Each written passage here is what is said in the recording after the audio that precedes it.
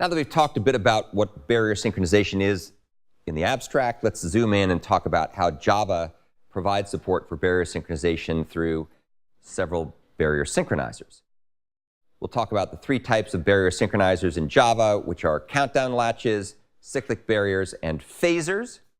And then I'll also talk about how to categorize these types of synchronizers across a number of dimensions, like the number of iterations that they support, the number of parties, and so on.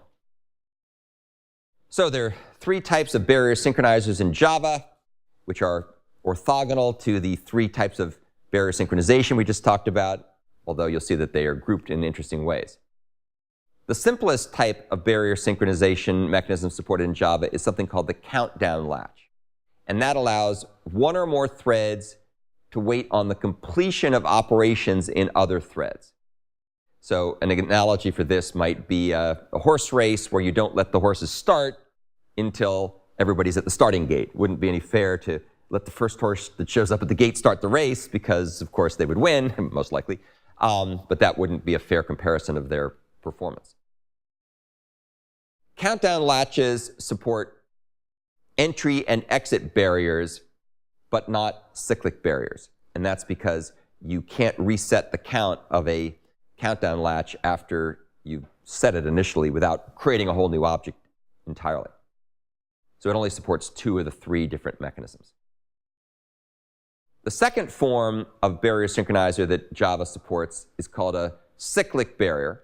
And that allows a set or a group of threads to all wait for each other to reach a common barrier point. And then they can decide if they want to proceed on to the next phase or not. A good example of something like this might be a team of workers on a car assembly line where the assembly line moves the cars down one car at a time, and when the next car arrives at your station, the team starts to work on it. There might be a fixed number of people in the team, and each person handles a certain thing. One person handles the tires or the engine or the windshield wipers or whatever. And you all work as a group. When the team is done, you step back, you push a button or whatever, the next car comes along, and you start assembling that. So it's kind of a cycle where the team works on things collectively, and when they're finished, the next thing comes along, or they take a lunch break or something like that. Cyclic barriers support entry, exit, and cyclic barriers. Surprise, surprise, given the name. So it has all three supported. The third and most flexible type of barrier synchronizer supported by Java is something called a phaser. And this basically is a more flexible, reusable, and dynamic form of barrier synchronizer that essentially subsumes the capabilities of cyclic barrier and countdown latch. So anything you can do with cyclic barrier or countdown latch, you can do with a phaser and then some. Of course, there's a price to be paid for that flexibility. It's more complicated to program as well. An example, I think I mentioned this before, if you're building a house, you might have work crews doing different things like perhaps plumbing or roofing or framing or insulation or whatever. And each of the crews might have a different number of people, but the deal is you really can't start your work until the whole crew shows up, and then you begin to work on the house.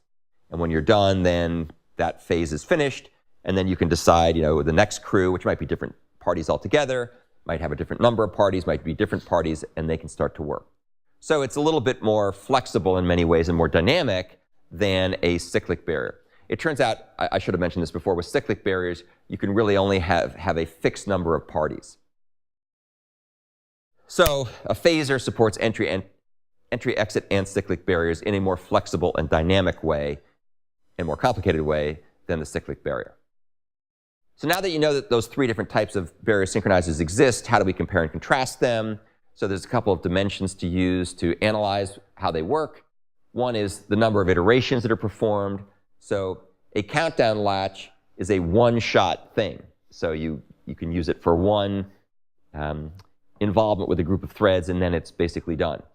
You can also program a phaser to work in a one-shot way, although, as we'll see, it could also be used in a more generalized way as well.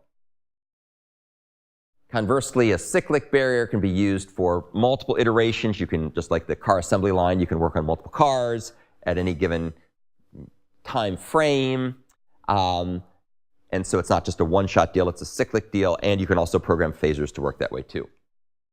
Another dimension is how many parties are involved. Is it a fixed number of parties or a dynamic number of parties? So CountDownLatch and CyclicBarrier are really intended to be used with a fixed number of parties, whereas phasers also support variable number of parties. Of course, you can use a phaser for a fixed number of things, but that's pretty much overkill. Yes? Party, that's a very good question. So a party is typically a thread, although we will see with phasers, you don't have to have a one-to-one association with parties and threads. With CyclicBarrier, a party is a thread, even though they use a more general term party. It's kind of a weird name. It's participant. Think someone involved in the use of the barrier synchronizer, and it's usually a thread. And as you can see, these categories aren't mutually exclusive, so phaser can be used for a variety of things. It's by far the most generalizable mechanism, but it's also, as I mentioned, more complicated to program. Okay, so that's just a quick overview of Java's barrier synchronizers, and of course now we'll go into the detail about each one of them.